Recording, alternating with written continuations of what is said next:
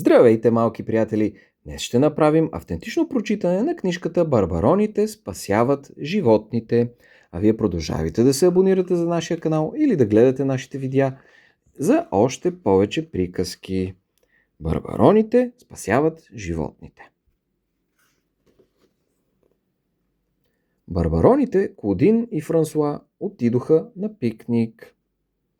Барбарири веднага се превърна в жаба и се сприятели с един жабок. Барбалала се преобрази на птица, защото обичаше да пее. Барбалена береше капини, Барбарела играеше с пеперудите, а Барбадей заспа.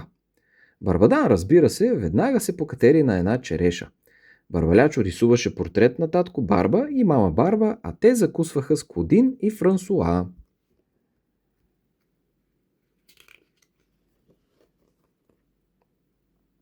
След обед барбароните тръгнаха на пътешествие по реката.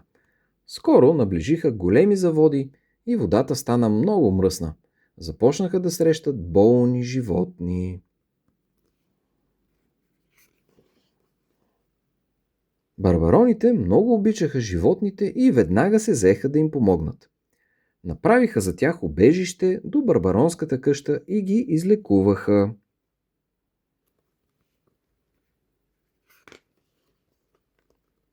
След няколко дни в убежището потърсиха спасение горски животни, преследвани от ловци.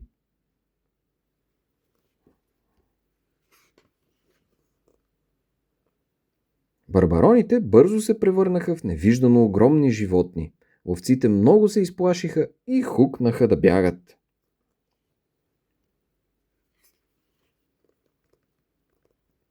Но ето, че дойдоха и други ловци, които преследваха животните заради кожите им и за ловни трофеи. Заради хубавата си гъста козина, дори и Барбалячо беше в опасност.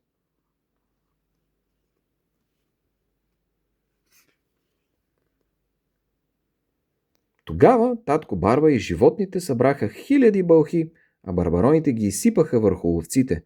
Овците запищяха и хукнаха да бягат, защото бълхите страшно ги щипеха.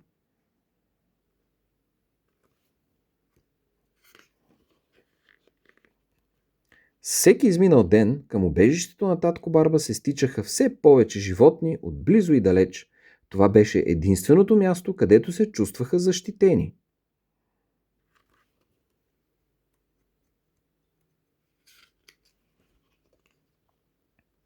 Барбароните помагаха и на морските животни. Барбаронските прегради спираха риболовните кораби и спасиха много морски обитатели.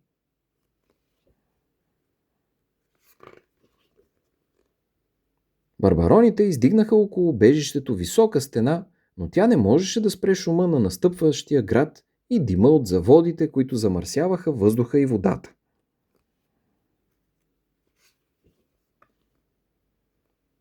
Ставаше все по-невъзможно да се живее на замърсената земя. Затова барбароните построиха спасителна космическа ракета.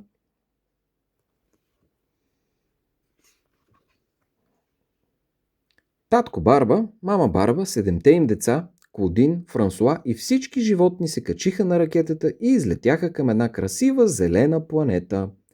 Земята стана безцветна и мрачна. Едва сега хората разбраха колко много им липсват животните.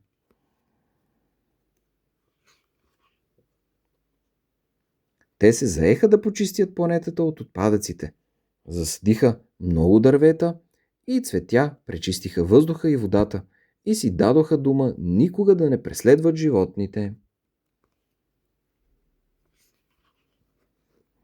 Барбадей постоянно наблюдаваше земята през телескопа си и пръв видя, че тя отново се раззеленява.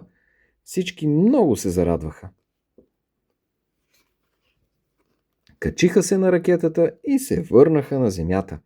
Посрещнаха ги хора от целия свят. Всички бяха много щастливи, но най-щастливи бяха децата.